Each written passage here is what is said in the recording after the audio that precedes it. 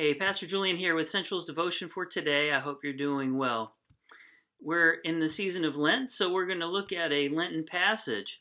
And this passage comes from Matthew 26, verses 3 to 5.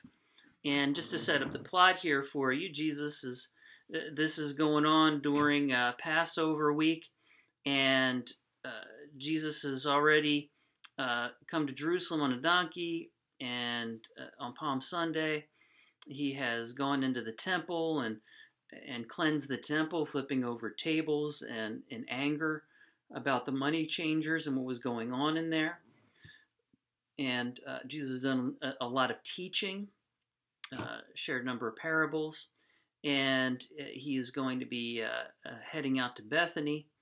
But as Jesus is there in Jerusalem for Passover, there is a plot to kill him. And this is where the passage that we're looking at picks up.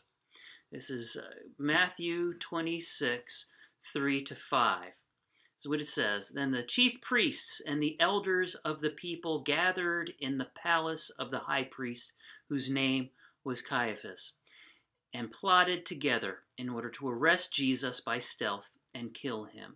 But they said, "Not during the feast, lest there be an uproar among the people." So,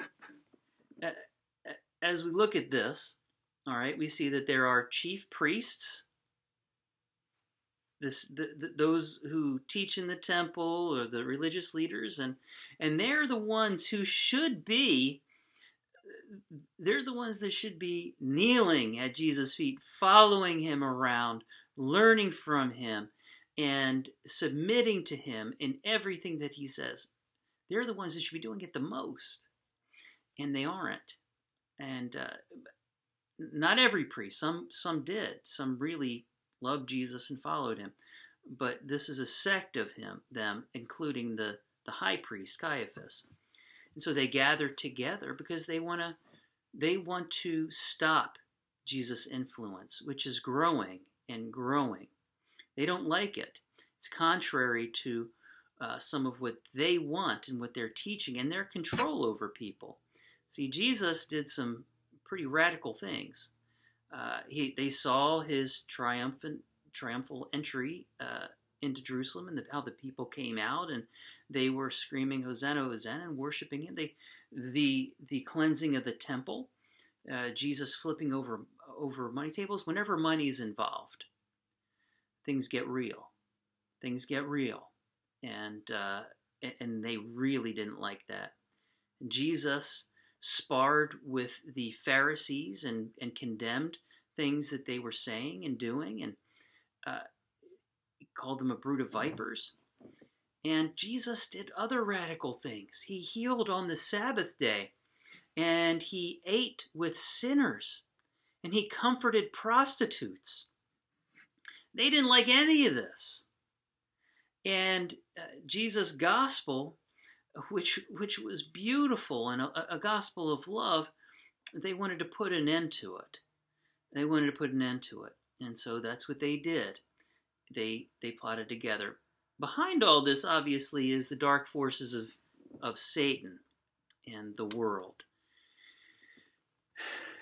Because as expressed here, when they got together, the elders of the people, so the people who were elders and the chief priests,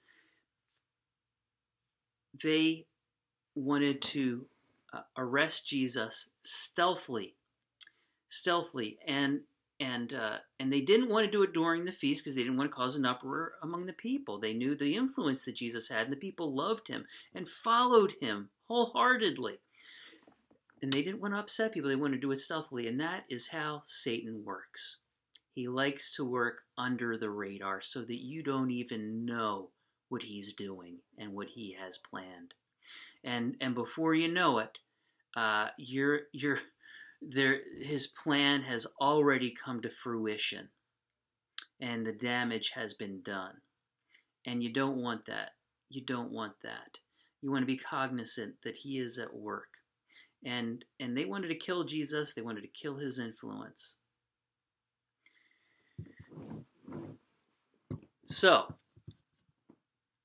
we know what happens. We know that Jesus is arrested, he's killed, and they even tried to slander him to try and remove some of his influence. And in doing so, he became the most influential ever in the history of the world, impacting more lives than anyone, and saving souls, and bringing true love and life to this world, and peace. But there's still forces against Jesus that are plotting stealthily, where Jesus' influence reigns. And we've seen that in America, where America was once a Christian nation. We're in a post-Christian nation now. And so the world's influence has taken over where Jesus' influence once ruled. And that's even happened in the church. We need to be cognizant of that there are churches where Jesus' influence ruled, and they believed in the Bible and in Scripture and followed his teachings, and then all of a sudden worldly wisdom came in, and the world has taken over, and Scripture and Jesus' teachings have become secondary or just a garnish on their churches. They affirm what the Bible calls sinful. And I want to encourage you, do not let the devil come in stealthily anymore. Hold firm to Jesus' teachings, hold firm to Scripture, and educate yourself, believe, and continue to spread Jesus' love in this world, in his wonderful gospel of salvation and restoration. God bless you, and have a great day.